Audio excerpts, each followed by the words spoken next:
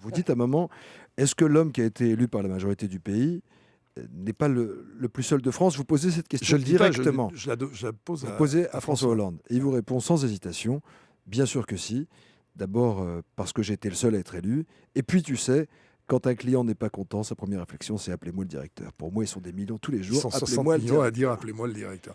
Ouais, c'est une conversation que j'ai eue avec lui en lui demandant évidemment le droit de reporter dans le livre cette conversation.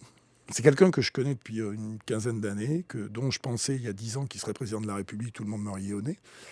Et comme je dis, ni pire ni meilleur que les autres, mais un petit peu plus humaniste, quoi. Je crois que c'est vraiment un humaniste. Vous avez voté pour lui?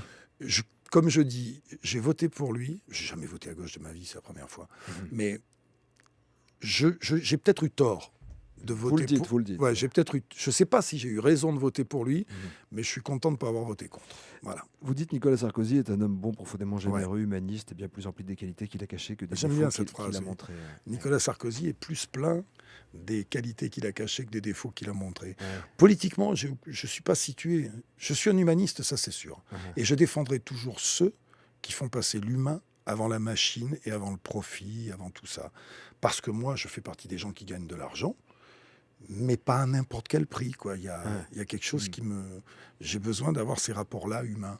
Et Nicolas Sarkozy, je pense à... J'ai parlé avec lui de temps en temps pour lui dire qu'est-ce que j'aimerais bien que tu mettes un peu plus d'humanisme dans tout ça. Et maintenant, l'humanisme, est-ce que ça va avec l'économie? J'ai bien peur que non.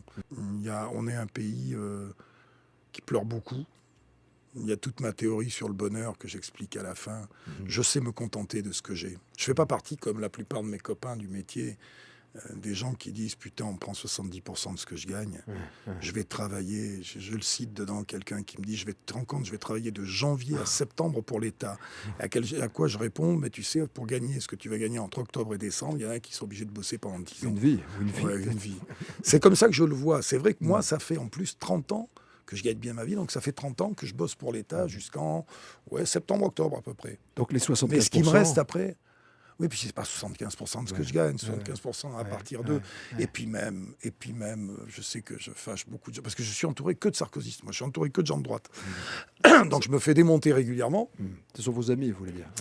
Je suis content de gagner. L'argent, l'argent n'est pas sale. Voilà.